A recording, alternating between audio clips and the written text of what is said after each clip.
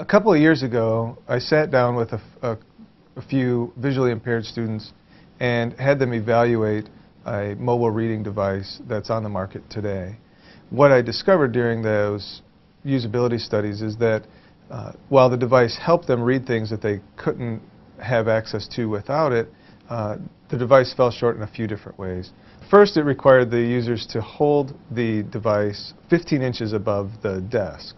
And the first thing that these visually impaired students asked me was, how high is 15 inches? Sighted people, when they see a newspaper, they look at the headlines first and find something that's interesting to them. Often reading devices just start at the top and work their way all the way down the page. And so a visually impaired person is required to listen to the whole thing, even though they may not be interested in it. As a result of that, we began to put together a proof of concept around a device that would interact with the user more and allow them to take a better picture of the document and have a more interactive experience with the document itself.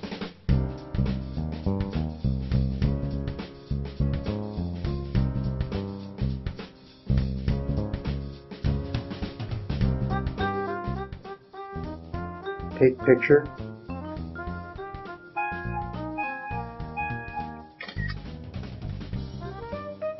Read headline. Headline 4. Growth and jobs need system with seizing concerns. Private sector gains. Double dip seen is less likely. Jobless rate of 9.6%.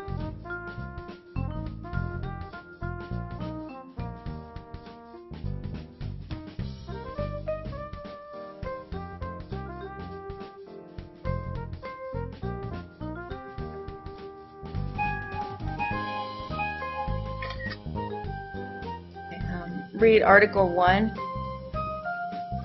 Headline 2. Serious solidarity with business sense at home. Question 2 was, how has Syria demonstrated that they are committed to conservative Islam? They transferred people to other duties, and they said that they were going to start supervising the... So how hard was it, how hard would you say it was to find the answers to the questions? It really wasn't hard. I mean, since I knew what to look for. So easy or fairly easy? Easy. When a picture is taken of a newspaper, there's a few steps in this, what I call an image processing pipeline. In our image processing pipeline, what we had to do was take the picture and enhance the picture of the document in such a way to eliminate some of the lighting constraints that are on it. Sometimes if you simply take an image and turn it to black and white, there's other artifacts that distort the image itself. When in our usability study, we found that the systems that are available on the market today are robust enough to handle maybe 5 or 10 degree shifts in the document, rotations in 2 dimensions.